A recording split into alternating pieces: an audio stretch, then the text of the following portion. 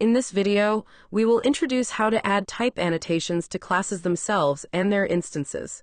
In particular, we will learn how to use the type keyword to add type annotations for classes, which can be intriguing for many Python developers, I believe, as it happened to my colleagues as well. For a developer, a single line of code can be worth more than 1,000 words for explanation. In this example, we will first create two super simple classes which will be used for demonstration later. We will then create a factory function that can take a class as the input and create an instance of it. As shown in these two examples, the factory function works as expected. But how should we add type hints to this factory function? You may be tempted to use the dog and cat classes as the type for both the animal class argument and also the output, which seems pretty natural. However, when you check the types with MyPy or Pywrite, you will see this error. It says the type is incompatible for the first argument.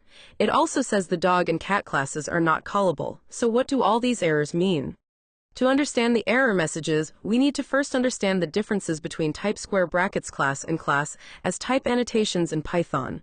Type square brackets class refers to the class itself as a type. It means that the argument or returned value must be a class, not an instance of that class.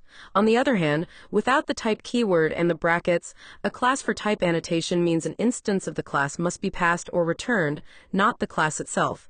Now that we know the differences, the error messages make much more sense, and we can add the correct type annotations to the factory function easily. With these updated type hints, especially using type dog and type cat as the type for the animal class argument, everything should work properly, and MyPy or Pywrite won't complain anymore.